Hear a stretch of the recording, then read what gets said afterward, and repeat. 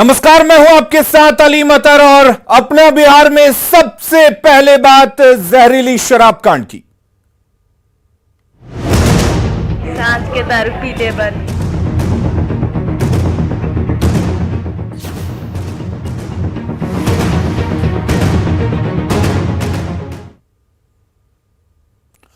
और इसी से जुड़ी हुई बड़ी खबर आपको बता दें, छपरा से बड़ी खबर है। जहरीली शराब कांड पर आपको अपडेट दे दें। 11 लोगों की मौत की पुष्टि हो चुकी है। डीएम ने 11 लोगों के मौत की पुष्टि की है। हालांकि अब तक प्रशासन दबी जुबान में इसको मान रहा था, लेकिन अब 11 लोगों की मौत की पुष्टि खुद डीएम ने की है। यानी कि जहरीली शराब ने बिहार में एक बार फिर से 11 लोगों की जान ले ली है। और छपरा से हमारे संवाददाता संतोष गुप्ता जुड़े हुए हैं। संतोष, आपसे जानना चाहेंगे क्या कुछ कहा जा रहा है पुलिस प्रशासन की तरफ से, और क्या यह माना जाए कि 11 लोगों की जान जहरीली शराब की वजह से जा चुकी है? जी बिल्कुल, डीएम ने मान लिया है कि शराब पीने से ही ये मौतें हुई है और उन्होंने कहा है कि अब तक 11 लोगों के नाम उनके संज्ञान में आ चुके हैं, जिसमें कि 10 लोगों का पोस्टमार्टम कराया गया है और एक व्यक्ति जिसकी मौत हो गई थी उसका शव जला दिया गया। तो डीएम ने उस परिवार से भी जाकर मुलाकात की है। तो डीएम ने साफ तौर पर कहा है कि अब तक 11 लोगों की मौत हो गई है। 6 लोग पीएमसीएच में जिंदगी मौत से जूझ रहे हैं और लगभग 12-13 लोग छपरा सदर अस्पताल में भर्ती है। हालांकि गांव में अभी भी चिन्हित किया जा रहा है कि कौन से लोग, और भी कोई लोग अगर मिलते तो उन्हें ला करके अस्पताल में भर्ती कराया जाएगा। लेकिन जो पूरी तस्वीर है आज डीएम ने स्पष्ट कर दी है। अभी उन्होंने प्रेस कॉन्फ्रेंस अभी चल ही रहा है।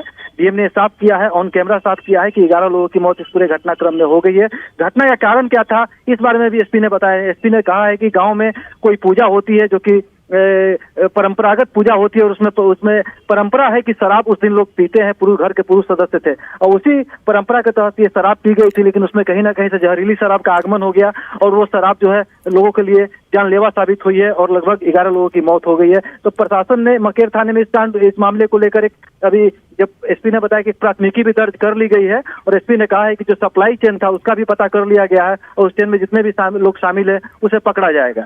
जी संतोष, लोगों में गुस्सा है, लोग सड़कों पर उतरे हैं, सड़क को जाम कर रहे हैं, प्रशासन के खिलाफ आक्रोश है और यह कहा जा रहा है कि थानेदार की मदद से, यानी कि उसकी देखरेख में ही इस जहरीले शराब का जो धंधा है वो किया जा रहा था। तो क्या अब गिरफ्तारियां होंगी? पुलिस प्रशासन अब एक्शन लेगा? जी बिल्कुल, गिरफ्तारियां हो रही है, लेकिन लोगों का आक्रोश इस बात पे है कि जो लोग शराब पी करके पकड़ के अस्पताल आ रहे हैं उनके ठीक होने के बाद पुलिस उन्हें गिरफ्तार कर रही है। कई लोगों को हिरासत में लिया गया अस्पताल से भी।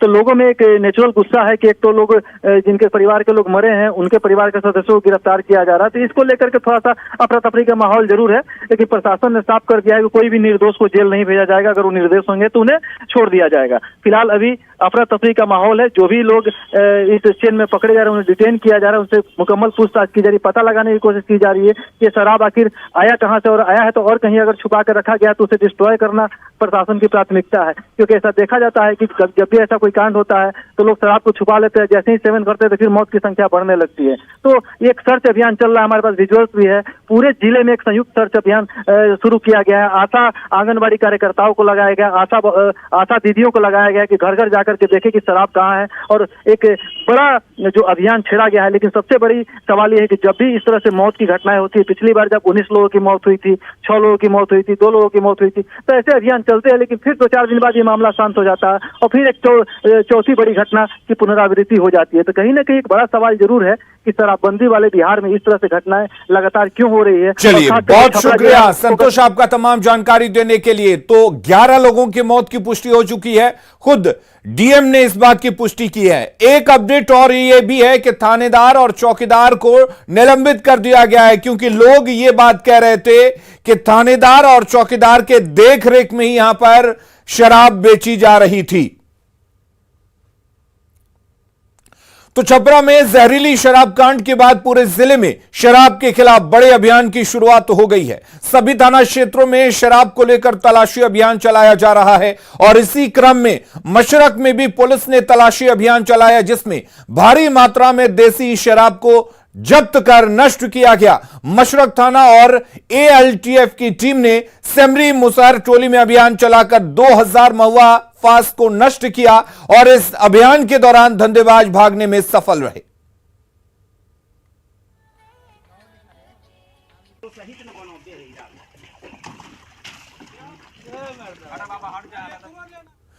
और छपरा में जहरीली शराब से मौत पर बीजेपी सांसद अजय निषाद का कहना है कि जो बाहर से चोरी छुपे शराब बिकती है वो तो ठीक ठाक है, लेकिन जो बिहार में अवैध शराब बन रही है वो खराब है। सरकार को इस पर सख्त कार्रवाई करनी चाहिए। से संज्ञान कर रही है ड्रोन से भी जितने भी अवैध जो शराब जो बनाते हैं उससे ज़्यादा मौतें हो रही हैं। शराब दो तरह की हैं, एक तो बाहर से चोरी छुपे आगे बिहार में बिकती है तो खैर ठीक ठाक भी है, उससे कोई मृत्यु नहीं होती है। लेकिन जो अवैध शराब जो बनाते हैं जिसमें तरह तरह के केमिकल और ड्रग्स क्या क्या डाल के बनाते हैं उसमें मात्रा ऊपर नीचे होने से जो है मौतें होती हैं। सरकार को इस पर सख्त से सख्त कदम उठाना चाहिए।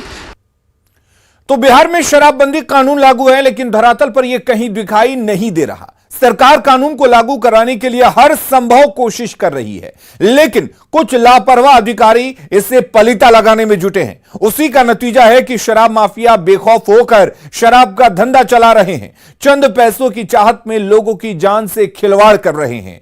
आए दिन किसी शहर या गांव में जहरीली शराब के सेवन से मौत हो रही है। ऐसे में सवाल यही है कि शराबबंदी में लीकेज का जिम्मेदार आखिर कौन है? जहरीली शराब से मौत का सिलसिला रुकने का नाम नहीं ले रहा है। ताजा मामला छपरा जिले का है, जहां पर मकेर के नोनिया टोली में जहरीली शराब के सेवन से अब तक 11 लोगों की मौत हो चुकी है।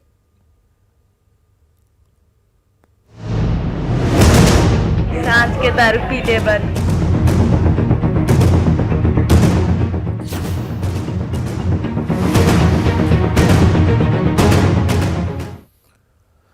और बड़ी खबर का रुख करते हैं। पटना में महंगाई के खिलाफ कांग्रेस का प्रदर्शन देखने को मिल रहा है। कांग्रेस ने राजभवन मार्च निकाला है, तो कांग्रेस ने महंगाई के खिलाफ प्रदर्शन किया है और राजभवन तक मार्च निकाला है। सदाकत आश्रम से राजभवन तक मार्च निकाला गया है। पुलिस ने रास्ते में ही हालांकि इस मार्च को रोका है। कांग्रेस कार्यकर्ताओं और पुलिस में इस दौरान झड़प भी देखने को मिली। पुलिस ने कई नेताओं को हिरासत में लिया है। मदन मोहन झा, प्रेमचंद्र मिश्रा, राजेश राम पुलिस के हिरासत में है। कांग्रेस आज पूरे देश भर में मार्च निकाल रही है और ये पटना की जो तस्वीरें हैं वो जरा देखिए कि पटना में तमाम जो कांग्रेस के जो नेता हैं वो हाथों में तख्तियां लेकर के और यहाँ पे निकले हैं मार्च को लेकर के। ये सरकार ईडी, आईटी और सीबीआई, सीआईडी के को इस तरह का कार्रवाई करके महंगाई के मुद्दे से अपना ध्यान हटवाना चाहती है। ये जो आपके हाथों में तस्वीर है पेट्रोल की कीमत को लेकर के, क्या महंगाई को लेकर के आज किन किन मुद्दों को लेकर के? देखिए, महंगाई से आम जनता परेशान है। खाद्यान्न, खाने पीने की चीज़ें, दूध, साग सब्जी सब पर जीएसटी लगा दिया। पेट्रोल डीजल की कीमतों में पैसे से आग लगी है। रसोई गैस की कीमत 1100 रुपये सिलेंडर हो गया। आखिर जो व्यक्ति, जो पार्टी यह कह के सत्ता में आई थी बहुत ही महंगाई की बार, अब की बार फलना सरकार 7 साल में अपने 7 साल में महंगाई को चरमोत्कर्ष पर पहुंचा दिया। महंगाई को लेकर के तमाम जो कांग्रेसी हैं आज सड़कों पर हैं और उनका कहना है कि जिस ढंग से महंगाई की जो सीमा है, महंगाई जिस कदर बढ़ी है उसे लेकर के मार्च कर रहे हैं और विरोध जता रहे हैं। पटना से रवि एस नारायण की रिपोर्ट।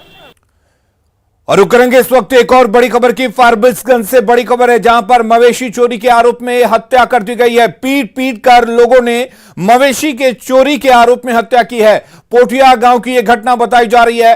पुलिस ने हालांकि कार्रवाई का भरोसा दिया है और कहा है कि जिन लोगों ने कानून को अपने हाथ में लिया है उनके खिलाफ पुलिस कार्रवाई करेगी।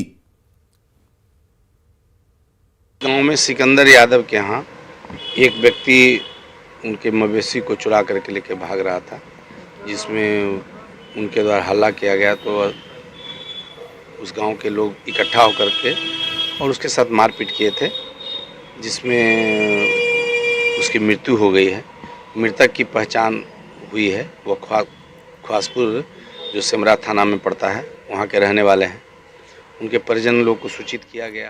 और रुक करेंगे इस वक्त एक और बड़ी खबर की। नवादा से बड़ी खबर है, जहां पर पेड़ पर एक शव लटका हुआ मिला है। युवती की लटकती हुई पेड़ से लाश को बरामद किया गया है। उमराव बिघा गांव की यह घटना बताई जा रही है। प्रेम प्रसंग में हत्या की आशंका जताई जा रही है और हत्या का आरोप लड़का पक्ष पर लग रहा है। पुलिस हालांकि पूरे मामले की जांच में जुटी हुई है।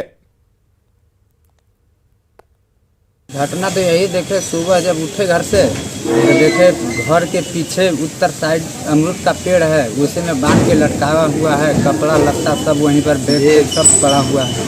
लड़की ऊपर पेड़ में टंगा हुआ है। वही लोग हत्या किया है। अब जब उसके साथ था तो वही होगा, तो और कौन हो सकता है? कोई दबाव किसी तरह का इसके ऊपर कोई दबाव, घर से कोई दबाव नहीं था। पटना में आए दिन चोरी की घटना घटती है, लेकिन चोरी का एक अजीबोगरीब मामला अब सामने आया है जिसने सबको हैरान कर दिया है। शातिर चोर मॉल के अंदर अंडरवियर पहनकर चोरी करने पहुंचा और 7 लाख रुपए उड़ा डाले। इसके अलावा उसने कुछ कीमती कपड़ों पर भी हाथ साफ कर लिया। चोरी के इस वारदात का सीसीटीवी फुटेज भी सामने आया है। यह घटना एयरपोर्ट थाना क्षेत्र के राजा बाजार इलाके की है। फुटेज में एक शातिर चोर अंडरवियर पहने हुए दिख रहा है। हालांकि उसने अपने चेहरे को कपड़े से ढक लिया है। मॉल के अंदर की चोरी की तस्वीरें हैरान करने वाली हैं।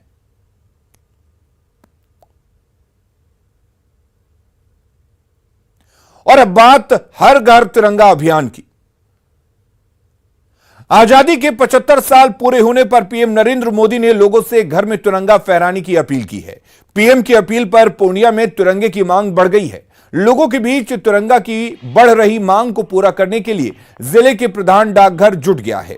इसका जायजा लिया हमारे सहयोगी कुमार प्रवीण ने। इस बार आज़ादी के 75वें वर्ष पे हर घर तिरंगा लहराया जा रहा है और इसको लेकर पोस्ट ऑफिस में भी तिरंगा बेचा जा रहा है। मैं अभी मौजूद हूँ पूर्णिया के प्रधान डाकघर में। हमारे साथ यहाँ पर पोस्टल सुपरिंटेंडेंट हैं विनय कुमार सिंह, उनसे बात करते हैं।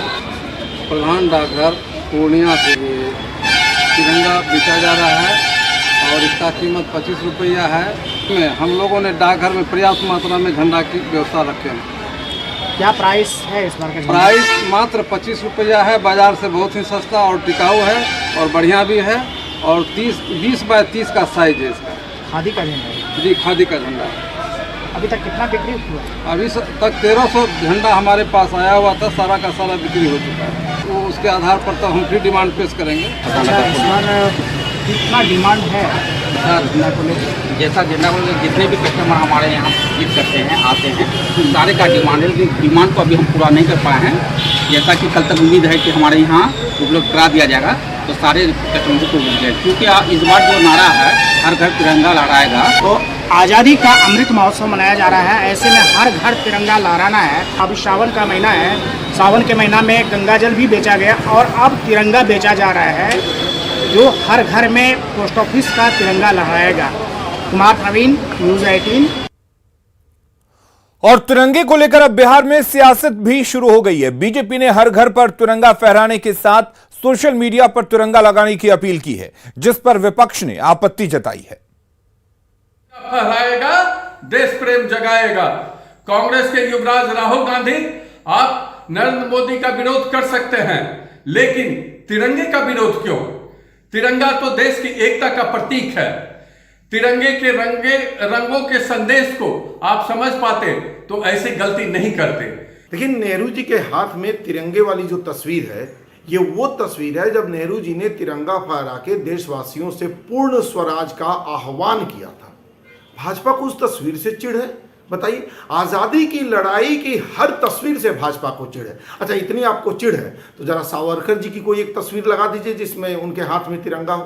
बीजेपी तिरंगा पर सियासत कर रही है। 130 करोड़ देशवासियों का तिरंगा आन बान शान है। विजय विश्व तिरंगा प्यारा, झंडा ऊंचा रहे हमारा। शान न इसकी जाने पाए, चाहे जान भले ही जाए। विश्व विजय करके दिखलाए, तब होवे प्रण पूर्ण हमारा। ये है देशवासियों का नारा। लेकिन सोशल मीडिया के माध्यम से तिरंगा प्रेम दिखाने का दिखावा कर रही है बीजेपी। हम सभी जानते हैं, मां भारती के हजारों लाखों वीर सपूतों ने अपने प्राणों की आहुति दी, बलिदान दिया, संघर्ष किया, तब जाकर देश स्वतंत्र हुआ, देश को आजादी मिली। 15 अगस्त को हम स्वतंत्रता दिवस मनाते हैं और पूरे देश में हर्षोल्लास रहता है। इस दिन विभिन्न स्कूल, कॉलेजेस, सरकारी गैर सरकारी ऑफिसेस, विभिन्न पॉलिटिकल पार्टीज के ऑफिसेस में तिरंगा फहराकर सभी लोग स्वतंत्रता दिवस मनाते हैं और उन महापुरुषों को याद करते हैं जिनका योगदान देश को आजाद कराने में रहा। सुपौल के पीपरा थाना इलाके के सखुआ परसा गांव के रहने वाले मोहम्मद मुमताज की पुलवामा में ग्रेनेड हमले से मौत के बाद आज पूरा परिवार सदमे में है। अपनी मां को बचपन में ही खो चुका मुमताज पहले दिल्ली में रहता था, लेकिन पिछले 6 महीने से वो कश्मीर के पुलवामा में जाकर रजाई बुनाई का काम करने लगा। उसकी मौत से 4 बहन और 3 भाई के साथ पिता सदमे में है। गांव के लोगों ने सरकार से शव लाने और आतंकियों पर कड़ी कार्रवाई करने की मांग की है। कश्मीर के पुलवामा में हुए आतंकवादी हमले में सुपौल के सखुआ परसा गांव के रहने वाले मोहम्मद मुमताज असमय काल के गाल में संभाल गए। 22 वर्ष के मुमताज 6 महीने पहले ही दिल्ली से कश्मीर पैसा कमाने के लिए गए थे। वो रजाई बुनाई का काम किया करते थे और अपने पीछे एक पिता और एक दूसरी माँ और 7 भाई बहनों को छोड़ कर गए हैं। मोहम्मद मुमताज इस परिवार का इकलौता वारिस था, जिसकी कमाई से ये पूरा परिवार चलता था। आज उनके परिवार का काफी बुरा हाल है। जब 5 दिन पहले कह बेले बाबू कल के बढ़िया से बाबू पैसा भेज दबा हो, कल के मुहर्रम करे ला पैसा भेज दबा बाबा कल साँझ का सूचना मिले बाबू के देवा बम गिरा हो। हमारे साथ आप बताइए, आतंकवादी हमले में यहाँ का मुमताज मारा गया और 2 अन्य लोग मोहम्मद आरिफ और मजबूर वो घायल भी हैं। इस घटना को लेकर आप क्या कहना चाहेंगे? इस घटना को हम सबसे घोर निंदा करना चाहता हूं और आतंकवादी का जो संगठन है कश्मीर या जम्मू के अंदर, मैं केंद्र सरकार से यही मांग करना चाहता हूं कि जहां भी आतंकी संगठन का उसका जहां भी डेरा हो उसको जल्द से जल्द ख़त्म किया जाए। और ये आतंकवादी का हमला बार बार होते जाता है, इसमें आम आदमी का बच्चा मारा जाता है। मेरा एक ही सरकार से निवेदन है कि वो अगर कोशिश करे तो लाश को यहाँ भेज सकते हैं। परिजन का रो रो कर बुरा हाल है। परिजन ये मांग कर रहे हैं सरकार से कि सबको अंतिम दर्शन के लिए गांव वाले और इस माता पिता को सुपुर्द करे। अब देखना होगा कि सरकार इस मसले पर क्या कार्रवाई करती है। Amit Jha, news 18 network, Supaul. बिहार में बाढ़ आने वाली है। नेपाल में हो रही बारिश का असर बिहार की नदियों में साफ देखने को मिल रहा है।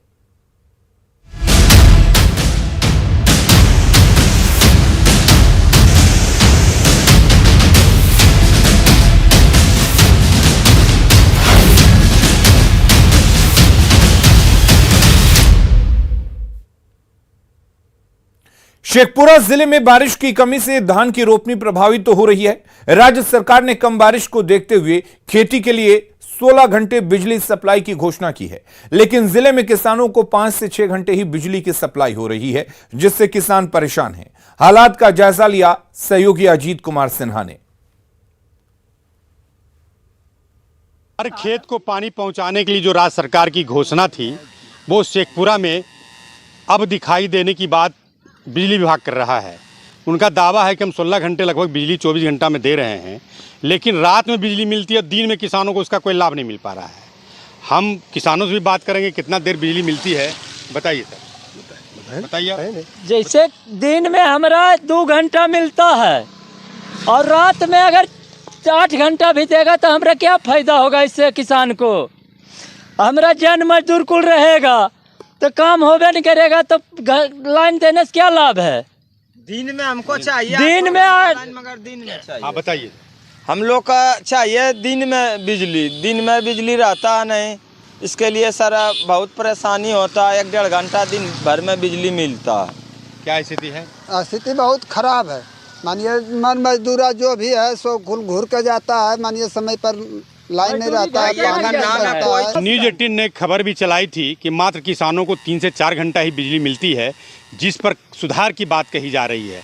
लेकिन जरूरत है कि दिन में ज़्यादा बिजली इनको मिले, ताकि खेती का काम हो, रोपनी का काम हो सके और फिर किसानों का खेती हरा भरा रह सके। अजीत कुमार सिन्हा, न्यूज़ 18, शेखपुरा।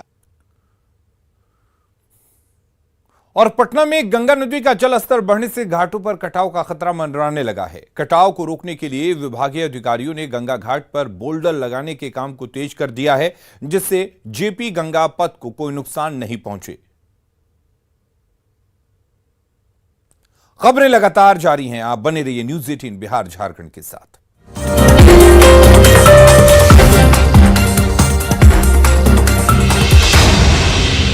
5000 किलोमीटर और DF-21D ज्यादा